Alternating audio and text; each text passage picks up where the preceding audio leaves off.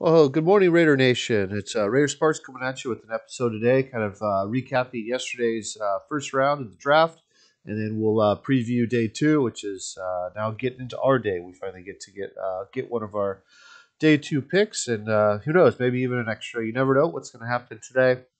I thought it was a interesting press conference. And please like, share, subscribe. Please comment. Love to hear what everybody's thinking out there.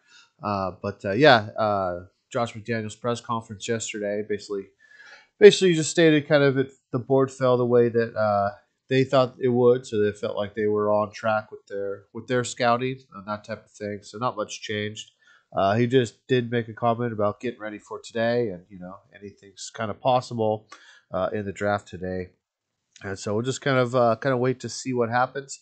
I kind of went back and I'll kind of recap today.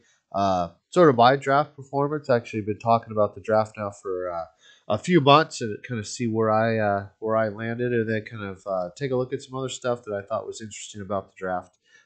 So yeah, early on in the process, back in January, I did a video of sort of my top guys at the time, and DeMarvin Leal, Trayvon Walker, Traylon Burks, Sauce Gardner, Kenny Green, Devin Lloyd, and Jaquan Brisker. So those were sort of my top go-to guys way back in January, and all but two of them were first-round picks, DeMarvin Leal and Jaquan Brisker. So kind of early on, these guys started to kind of bring themselves to the top. So I thought that was pretty good. And then in February, I said basically the can't miss guys for the Raiders at 22. So I basically said that if one of these guys happened to be at 22, the Raiders would have to pick them. And I didn't do it in order when I did it, but it was Derek Stingley, Sauce Gardner, Trayvon Walker, Jordan Davis, Traylon Burks, Daxton Hill, and Kyle Hamilton. Let's see here. All of those guys went before 22, except Daxton Hill. So the way I look at it, had I been drafted then, it would have either been Daxton Hill or Jamal Adams. I think we won that deal. Even though I love Daxton Hill as a player, he's not. I'm Jamal Adams, Devontae Adams. He's not Devontae Adams. So I think we did quite well with that. But even way back in February, kind of on the target with some of these top talent guys.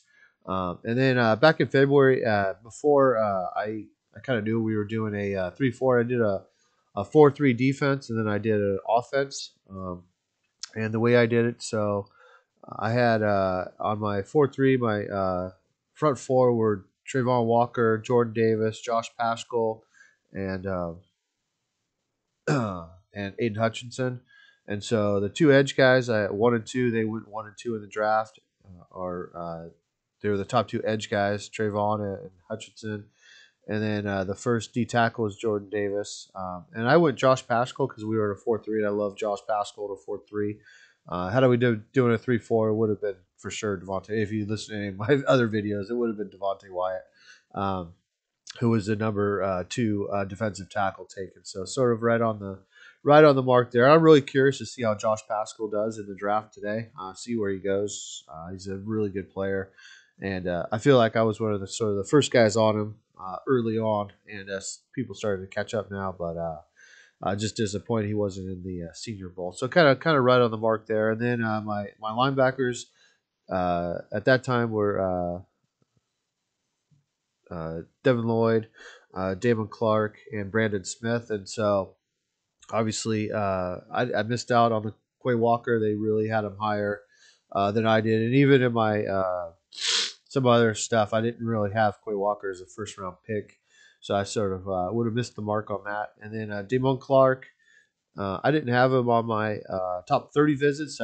He was one of the last cuts for me on that. I just couldn't fit him into the board when I did my video yesterday. So I'm a big fan of Damone Clark. Obviously, early on I had him pegged as one of my top linebackers, but it was just difficult to fit him into my top 30. So I'm really going to watch where he goes, kind of like Josh Paschal.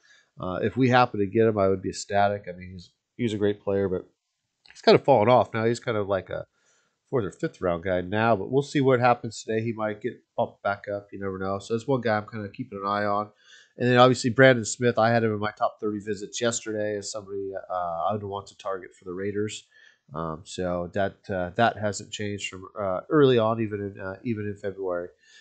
So that's kind of there. And then the cornerbacks that I would have chosen was Sauce Gardner and Derek Stingley, and so those guys went 3-4 in the draft, but also the 1 and 2 quarterbacks. So I was right on the mark with that. Same with the defensive ends. So that was cool. And then I had Kyle Hamilton as a safety, and he went the number one safety. So I kind of had that one.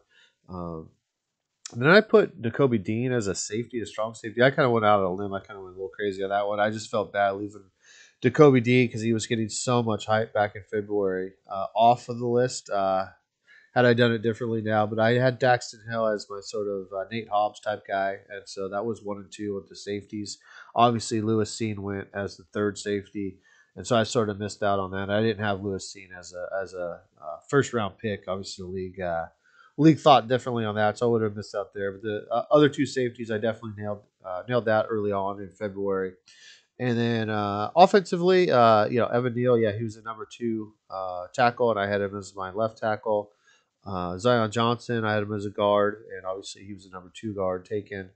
Uh, Linderbaugh, that was easy at center, and then Kenny Green, the number 1 guard taken, and I had him as my other guard. So, and then Ike Kwanu, I had him as my other tackle, the right tackle, and obviously he was the number 1 tackle taken. So, pretty much nailed the first round. Um, nailed the first round offensive lineman. I kind of went differently. Or tight end Trey McBride. We haven't seen that yet. We don't know who that is. My receivers were Traylon Burks and Chris Olave. That was early back in February, and I like that combination. I'll get to the receivers in a minute because I got a little bit more detail on that, and then my running backs. Kenneth Walker and Isaiah Spiller. So those were the top 2 that I had back in February. And sitting here today, I probably would change that. Obviously, I really like Damone Peter Damon Pierce out of Florida. So, but I don't think But I think Kenneth Walker and Spiller will probably go over him. But we'll see what happens. And I had Sam Howell as my quarterback, and honestly, I just didn't spend a lot of time on quarterback because I didn't think that was going to happen. And obviously, I missed out because Pickett was the chosen one there.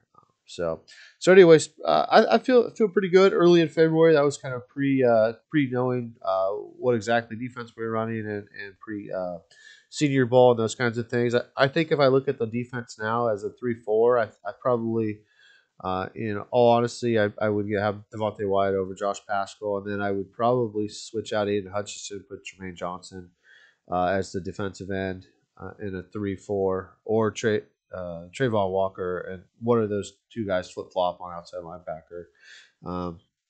Through the last couple of months, I mean, I've asked for the Senior Bowl especially. I think what I'll do is I'll do a pre-rookie All Pro team before the season starts, and I'm pretty sure I'm going to have. Well, I know I'll have Trayvon Walker as one of the edges, and I'll probably have Jermaine Johnson as the other. I think he's got a better future for the NFL than Aiden Hutchinson, but we'll see. I might change my mind depending on preseason and things like that. We'll see how things sort of shake out, but anyways, that's what I got for that. As far as receivers go, I did a lot of work on scouting the receivers. I did that video on it, and so my number 1 receiver is Jamison Williams. He was the 4th receiver taken, so that's kind of his 12th overall. So that's kind of the way the league saw it. My number 2 receiver was Traylon Burks. The league he was a 6th receiver taken, 18 overall. My number 3 receiver would have been Garrett Wilson. But the league had him at number 2, and then I would have had Chris Olave, and then Jahan Dotson, and then Drake London. So Drake London was number 1. I think he's the biggest boomer bust guy, and that's one thing that in the draft I'm really going to closely be watching is that Drake London, Traylon Burks, sort of their careers a little bit. Just kind of check those guys out because, Wilson, Olave, Williams, Dotson to me are all kind of those out speed guys.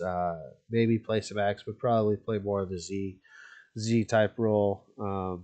And so I'll kind of watch those guys for what it is. They're all, I think, kind of similar receivers, speed and all that. But yeah, I'm really interested to see what happens with Drake London and Traylon Burks. And so that leads me into the draft analysis. And so I really thought the Jets had a great draft with Sauce and Wilson and Jermaine Johnson. I mean, that was really good. Jacksonville was good with Walker and Lloyd. Texas, solid draft too. Derek Stingley and Kenny Green, I thought was really good.